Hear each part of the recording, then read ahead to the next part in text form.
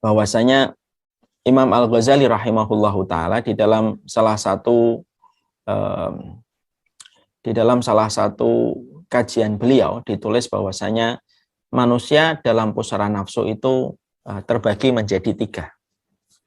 Nah, kita bicara tentang nafsu. Nafsu itu adalah satu perkara yang menghalangi kita melakukan ketaatan.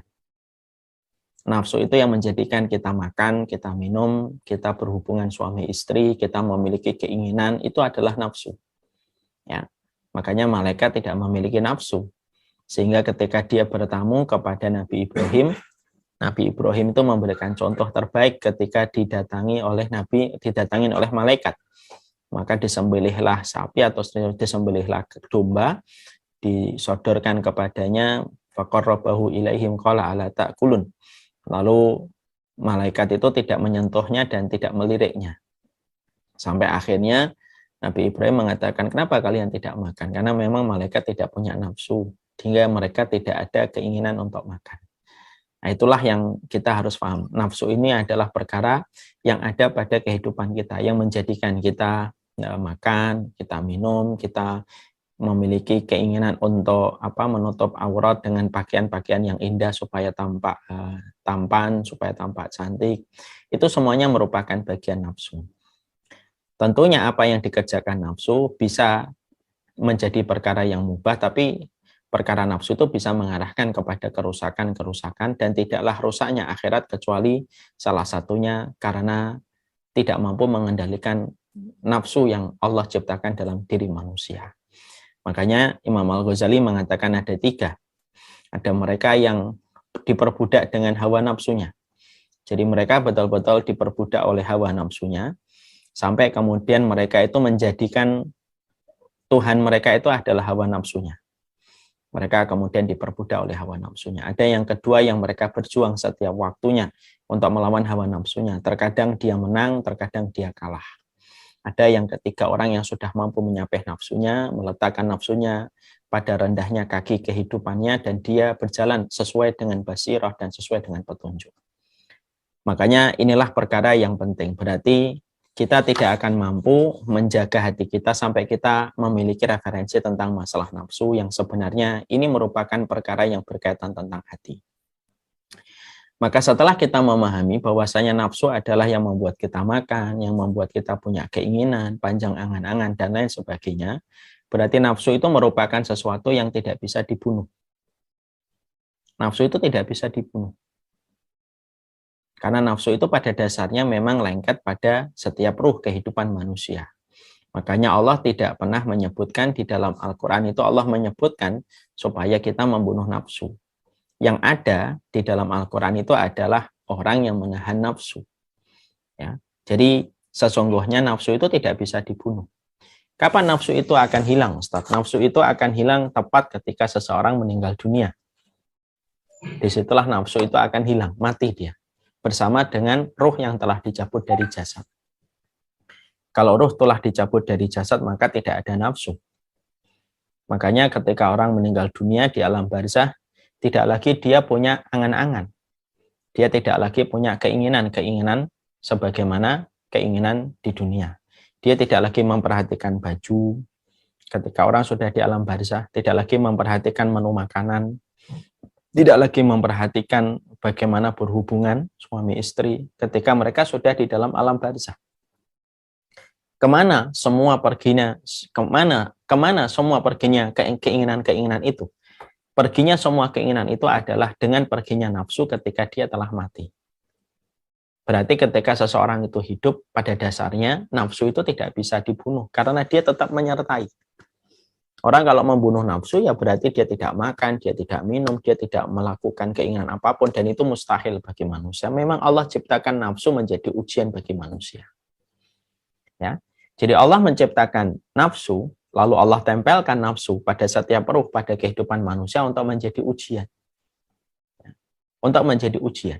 Supaya manusia akan ketahuan siapa yang mengikuti nafsunya dan siapa yang mengikuti petunjuk Allah, supaya dia mendapatkan balasan yang terbaik di sisi Allah ketika dia mampu mengalahkan ujian yang Allah ciptakan dalam kehidupan dia. Kan mungkin ada yang bertanya, kenapa sih Allah harus menciptakan yang buruk, Ustadz? Allah ciptakan babi, Allah ciptakan nafsu, Allah ciptakan setan dalam kehidupan kita selaku manusia, makhluknya dan hambanya Allah. Karena Allah menciptakan semua itu sebenarnya adalah menguji kita. Analoginya gampang. Kenapa banyak guru ketika memberikan soal, pertanyaan kepada muridnya, lalu memberikan pilihan ganda, maka di antara 4 pilihan ganda, A, B, C, D, yang benar 1, yang salah 3. Kenapa guru harus memberikan pilihan-pilihan yang salah? Muhammad pergi ke sekolah jam 7. Pertanyaannya, jam berapa Muhammad pergi ke sekolah? Guru memberikan apa? A, jam 5, B, jam 8, C, jam 9, D, jam 7. Jawaban jam 5, jam 8, jam 9 itu salah. Yang benar jam 7. Tapi kenapa guru memberikan pilihan-pilihan yang salah? Kenapa guru itu memberikan pilihan yang salah sih? Supaya ketika diberikan pilihan-pilihan yang salah, di samping 1 pilihan yang benar, supaya akan ketahuan evaluasi belajar dari siswa itu. Kalau siswa itu belajar, dia mampu untuk memilih jawaban yang benar dan tidak memilih jawaban yang salah. Kalau tidak ada pilihan-pilihan ganda, yang 3-nya adalah salah, yang 1-nya benar, ya tidak akan diketahui apakah siswa itu belajar ataukah tidak. Karena dengan adanya pilihan ganda, 3 pilihannya salah, 1 pilihannya benar, maka akan diketahui kualitas evaluasi belajar siswa itu. Itulah analogi sangat sederhana. Kenapa sih Allah menciptakan nafsu untuk kita, Ustadz? Kenapa Allah kemudian menciptakan syaitan? Kenapa Allah menciptakan babi? Kenapa menciptakan yang haram untuk kita makan? Kenapa Allah tidak hanya menciptakan yang halal saja? Jawabannya ada itu. Maka sama sesungguhnya nafsu itu pada dasarnya ada, menyertai pada kehidupan manusia. Diciptakan oleh Allah untuk menjadi ujian. Supaya ketahuan, Umar Mita itu ngikutin nafsunya atau ngikutin petunjuk. Pak Salim itu ngikutin hawa nafsunya atau mengikutin petunjuk. Makanya Allah turunkan ilmu, di mana ilmu selalu bertentangan dengan apa yang dikatakan oleh nafsu. Malam, nafsu ngomong tidur ketika mereka berkolaborasi dengan setan. Petunjuk mengatakan bangun, sholat. Dan kita selalu setiap waktunya itu apa? Selalu kita akan berada pada persimpangan-persimpangan pilihan. Di mana dalam setiap persimpangan pilihan itu, di situ ada pilihan yang dibuat oleh setan dan hawa nafsu. Contoh jam 8. Ada pilihan yang lain, ya, pilihannya tidur-tiduran, narik selimut, dan lain sebagainya, nonton. Ada pilihan yang lain, ikutin kajian-kajian online yang ada pada jam 8 mana saja. Selalu kemudian kita berada pada pilihan itu. Dan disitulah Allah itu akan menilai satu persatu. Karena ini adalah ujian dalam kehidupan kita. Lembaran-lembaran ini akan dikumpulkan, lalu diakumulasikan nilai kita nanti ketika kita akan ketahuan nilainya kita di hadapan pengadilan Allah. Makanya nafsu itu ada. Nafsu itu keinginan untuk melakukan ini, melakukan itu. Nafsu itu ada dalam setiap kehidupan ruhnya manusia selama dia hidup. Nafsu tidak bisa dibunuh, tapi nafsu itu hanya bisa ditahan. Ya. Apa bedanya antara orang yang beriman, orang yang taat, dengan orang yang disebut dengan mujrim, ya, atau muttabi'ul hawa. Muttabi'ul hawa itu orang yang ngikutin nafsu. Apa bedanya orang mukmin dengan orang mujrim atau muttabi'ul hawa? Orang mukmin itu orang yang memiliki nafsu. Bukan orang mukmin itu tidak memiliki nafsu. Orang mukmin itu memiliki nafsu. Tetapi mereka memiliki kendali atas nafsunya lebih besar daripada nafsunya. Mari kita belajar dari kisahnya Nabi Yusuf. Nabi Yusuf ketika dia digoda oleh istri sang raja. Apakah Nabi Yusuf itu berkeinginan kepada wanita yang menggodanya? Iya, kan Allah menyampaikan. Hamma biha wa hammat bihi. Perempuan itu berkeinginan besar kepada Yusuf sebagaimana Yusuf berkeinginan juga. Karena sebagai laki-laki normal, Yusuf memiliki ibaratnya memiliki kemungkinan banyak untuk kemudian melampiaskan apa yang menjadi keinginannya. dia berada pada tempat yang jauh dari rumahnya, berarti tidak ada yang mengenal Yusuf. Perempuan itu sudah menawarkan di tempat tersembunyi. Perempuan tersebut memiliki kecantikan, kedudukan, dan sebuah kalimat yang sangat menyenangkan adalah ketika wanita itu sepakat merahasiakan. Semuanya ada. Dan Allah menyampaikan bahwasanya sebagaimana perempuan itu berkeinginan kepada Yusuf, Yusuf pun berkeinginan. Artinya, orang mukmin itu bukan berarti tidak punya nafsu. Punya nafsu. Cuma mereka memiliki sebuah kendali yang lebih besar daripada nafsu yang mereka miliki sebagai manusia. Dan mereka selalu berusaha bagaimana di dalam kehidupan ketaatan dia memperkuat tali kendali yang lebih besar daripada hawa nafsunya. Makanya kemudian kenapa sampai akhirnya Nabi Yusuf mampu untuk meninggalkan perempuan itu? Maka kalau kita perhatikan ayatnya, laula an ra'a burhana rabbih. Kalaulah dia tidak melihat ayat-ayat Allah, maka dia akan terperosok kepada kemungkaran. Sekarang pertanyaannya, yang dilihat Nabi Yusuf itu apa? Para ahli tafsir itu banyak menyampaikan. Ada yang mengatakan bahwasanya Nabi Yusuf melihat bapaknya. Yusuf, kamu adalah Nabi. Masa kamu berzina? Nah, itulah yang menjadikan Yusuf akhirnya berlari meninggalkan wanita itu. Sebagian ahli tafsir. Yang dilihat Nabi Yusuf adalah bapaknya, Nabi Yakub. Nah, disitulah sebagian para ulama mengatakan pendidikan yang sangat berasar, pendidikan yang sangat berpengaruh itu pendidikan seorang ayah. Ya. Sebagian kemudian para ahli tafsir mengatakan Allah itu melihatkan kepada Yusuf itu azab neraka bagi mereka yang berzina. Gambaran adab neraka yang dilihat oleh Nabi Yusuf inilah yang menjadikan akhirnya Nabi Yusuf mampu meninggalkan perempuan itu. Ya. Nah, disinilah dari kisahnya Yusuf kita kemudian bisa mengatakan berarti nafsu itu tidak bisa dibunuh, nafsu tetap ada. Dan orang mukmin itu memiliki nafsu, cuma mereka memiliki kendali yang lebih besar daripada apa yang diteriakkan oleh hawa nafsunya. Karena hawa nafsu itu sebagaimana anak kecil yang terus meminta air susu ibunya. Kalau tidak disapih dengan perjuangan, ketika disapih perhatikan, anak nangis bermalam-malam ketika pertama kali disapih. Ibunya sampai demam-demam ketika pertama kali menyapih anaknya. Kalau tidak disapih, ya dia akan terus nempel. Makanya orang mukmin itu adalah orang yang mereka pernah melewati perjuangan panjang, pengorbanan yang besar ketika menyapih dari hawa nafsunya, sampai akhirnya mereka memiliki kekuatan yang lebih besar daripada hawa nafsunya ketika mereka terus menahan hawa nafsunya dan mereka terus meminta pertolongan kepada Allah.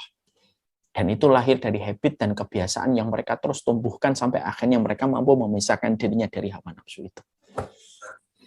Ya kan? Karena ada kesamaan ya antara orang yang mereka pintar melakukan sebuah skill, tidaklah skill itu didapatkan olehnya kecuali karena habit yang terus dia biasakan, terus sampai akhirnya dia expert dalam bidang itu.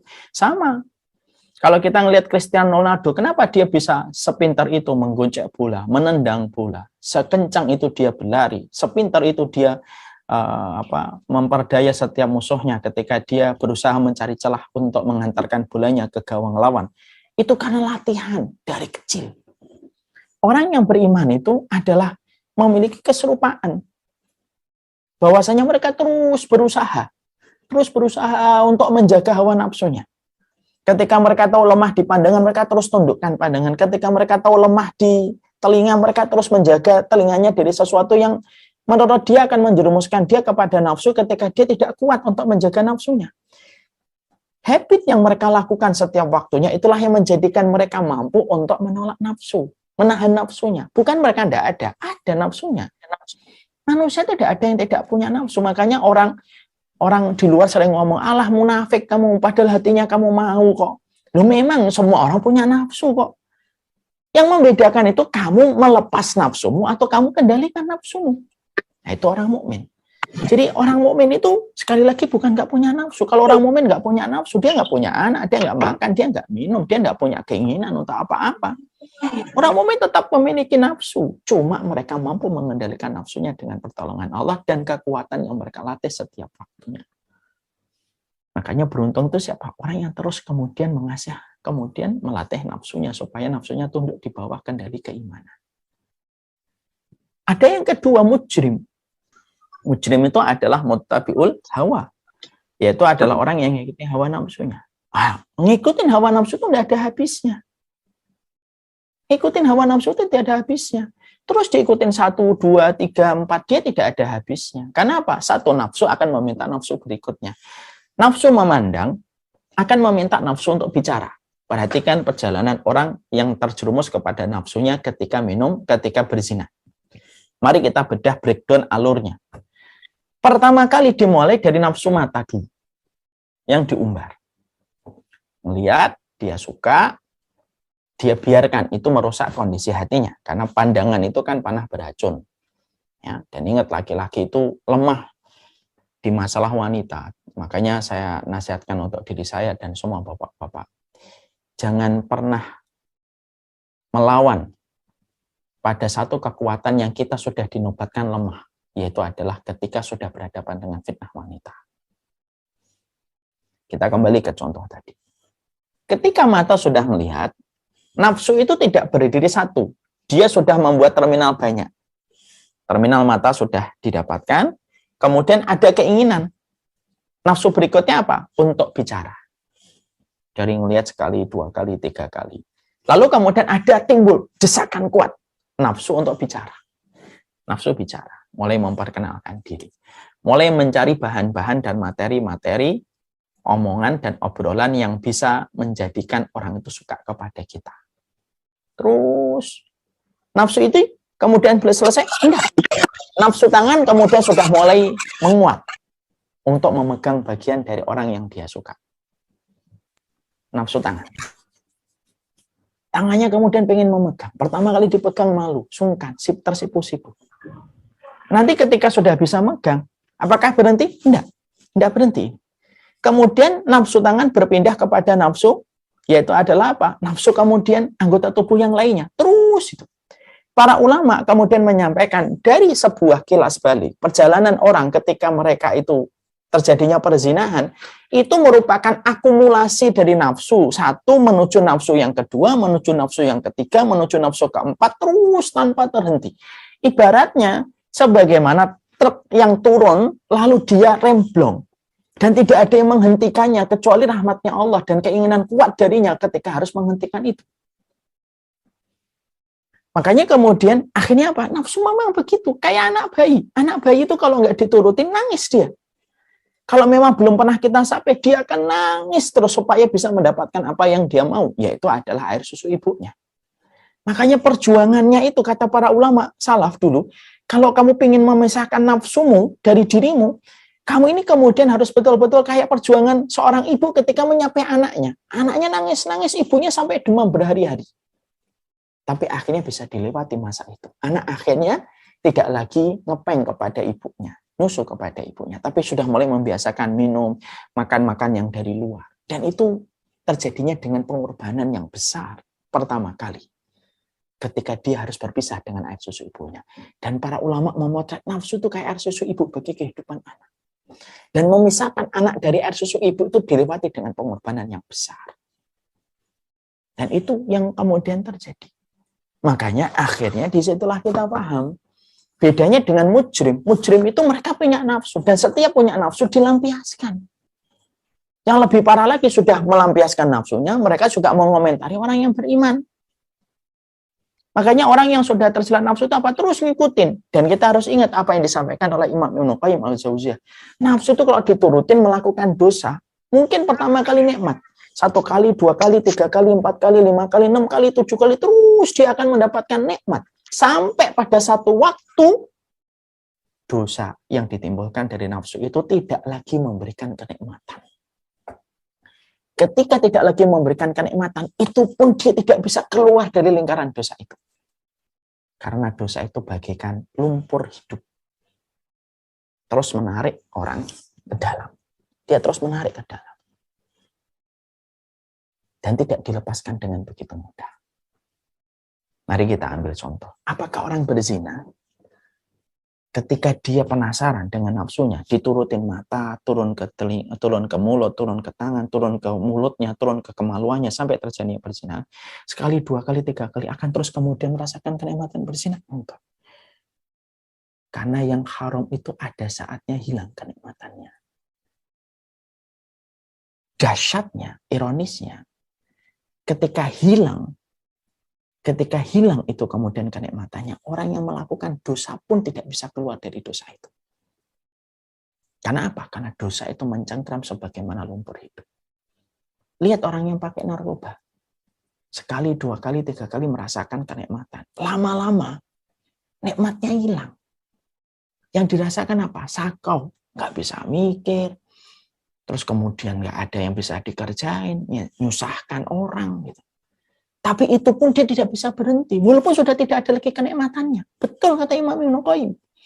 Orang yang muttabi'ul hawa, mujrim, mereka itu akan berada pada satu titik bahwasanya semua yang dilakukan dosanya karena dorongan nafsunya itu sudah tidak bisa untuk kemudian memberikan apapun kenikmatannya. Ketika dosa-dosa yang didorong oleh hawa nafsunya sudah tidak lagi memberikan sebuah kenikmatan, itu pun dia tidak bisa keluar dari lingkaran dosa itu. Kenapa? Saking begitu kuatnya dosa itu mencengkeram setiap manusia ketika sudah terjebak kepada kubangan hawa nafsunya. Itu mujrim. Kesenangan itu tidak akan pernah menjadi anak tangga kebahagiaan. Kalau yang kita kejar cuma kesenangan. Sama dengan kita pola makan. Kesenangan makan tidak akan menghantarkan kita memiliki badan yang sehat. Memang badan yang sehat itu harus kemudian disertai dengan komitmen untuk memilih. Kadang-kadang kita harus makan makanan yang tidak disukai oleh kita, tapi sehat untuk kita. Sama itu. Perumpamaan bahwasanya makanan yang kita sukai belum tentu menyehatkan dan banyak makanan yang kita sukai tidak sehat. Sama. Kesenangan itu tidak menghantarkan kebahagiaan. Dan itulah parahnya nafsu. Nafsu itu dia itu, kata Imam Ibnu Qayyim, itu sudah narik sebagaimana pasir hidup. Sudah ditarik terus. Orang tidak lagi merasakan kenikmatan. Dan apa yang terjadi ketika sudah tidak lagi merasakan kenikmatan? Ya hilang, sudah. Itu pun sudah terperangkap. Dia di dalam sebuah lubang hitam yang tidak bisa keluar dari lubang hitam itu. Itulah betapa mengerikannya nafsu. Yang pintu pertamanya nafsu seakan angin surga, bisa memberikan apa yang kita mau.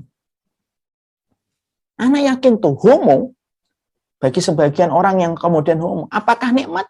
Anak yakin sesuatu yang melawan fitrah itu tidak mungkin nikmat. Kalau di situ ada kebahagiaan, Allah yang sudah nyuruh kita. Allah sampai ngelarang dan sampai memberikan adab yang pedih. Kalau sampai ada satu dosa, kok hukumannya berat, itu berarti pengaruhnya buruk sekali dalam kehidupan. Jadi ibu-ibu dan bapak perhatikan ya. Kalau ada satu dosa, kok disertai dengan hukuman yang pedih, itu berarti pengaruh dari dosa itu tuh betul-betul parah. Makanya Allah mengancam dengan adab yang pedih supaya manusia tidak terjerumus di situ. Kenapa? Sekalinya terjerumus, rusak itu. Walaupun orang yang melakukan perkara itu bisa tersenyum, bisa mengatakan saya sekarang free, saya dalam kondisi bebas dengan pilihan saya. Dia sedang berakting dengan fisiknya, tapi tidak bisa dibohongi kepada apa yang mengatakan pada pemilik hatinya, yaitu adalah Allah. Karena apa? Itu nafsu. Nafsu tidak pernah menjadi teman. Makanya ketika mati, gitu ya, nafsu hilang. Udah hilang semuanya itu. Yang tersisa apa kalau kita sudah mati? Amal-amal soleh yang dulunya kita lakukan dengan mengalahkan hawa nafsu itulah yang kemudian akan menemani kita. Makanya dalam satu hadis diterangkan orang ketika meninggal dunia, nanti didatangi malaikatul adab. Kalau dia adalah orang yang rajin sholat, rajin puasa, rajin sedekah, maka itulah yang akan menjaganya. Maka sholat itu akan berwujud menjadi makhluk yang akan menjaganya dan mengusir malaikatul adab. Pergilah. Dia selama hidupnya selalu menjagaku. Sedekahnya kemudian akan hidup dan berkata, pergilah kamu, karena dia dalam hidupnya menjaga aku. Mana kenangan nafsunya? Nggak ada. Kenangan nafsu nggak ada. Udah hilang. Makanya lagi kalau sudah mati, tidak pengen punya rumah di pinggir pantai, tidak pengen punya rumah di villa, sudah hilang semua. Yang tersisa hanyalah ibadah yang dilakukan dengan sebuah pengorbanan besar ketika dia melawan hawa nafsunya. Ya. Makanya itulah yang menjadikan akhirnya kita memahami. Kalau di sini dikatakan bahwasanya Imam Ibnu Rajab itu, kalau Imam Al-Ghazali, manusia dalam nafsu ada 3. Ada yang kalah dengan nafsunya, ada yang berjuang terus, Dia menang, kalah, tapi dia tetap menyadari hidupnya itu mengalahkan nafsu. Kadang-kadang kalah, bangkit lagi, menang, kadang-kadang kalah lagi, bangkit lagi. Ada yang ketiga yang mampu mengalahkan nafsunya. Kalau kemudian Imam Ibnu Rajab di halaman 79 dikatakan bahwasanya manusia itu ada dua kelompok. Manusia yang dikalahkan dan dihancurkan oleh hawa nafsunya. Sehingga apapun itu dikendalikan oleh hawa nafsunya. Orang itu kalau sudah ngikutin nafsu, Pak, hatinya langsung tumpul. Hatinya mandul. Dan hatinya sudah dikudeta. Pernah bayangkan satu negara dikudeta misalkan oleh junta militer, misalkan kayak di Myanmar ya, kalau nggak salah ya. Dikuasai sama militernya. Maka otomatis presidennya tidak bisa melakukan apapun. Karena yang mengendalikan adalah militernya. Sama. Ternyata pertarungan untuk menjadi raja di dalam kehidupan itu ada pertarungan hawa nafsu dan hati. Ya. Kalau kemudian hati sudah diserang oleh hawa nafsu, maka hawa nafsu yang mengendalikan. Hati menjadi kualitasnya buruk karena hati tidak bisa menjalankan fungsinya. Maka hawa nafsunya lah menjalankan fungsinya. Ini begini, ini kejar, ini ambil nih, belum tentu. Nanti kalau kamu nggak ngambil, kamu miskin. Nih, cakep nih, tolong dikejar. Terus semuanya hawa nafsunya. Dia lupa tentang kehidupan yang akan dia dapatkan dalam kehidupan kematiannya.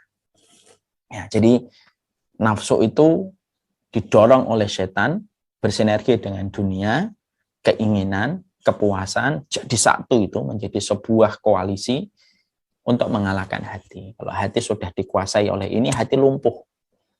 Dia sudah dikudeta oleh nafsunya, dan nafsunya lah yang kemudian akan menyuruh apapun yang disukai oleh nafsu itu, di mana semua perbuatan itu tidak ada manfaatnya kelak pada waktu dia mati.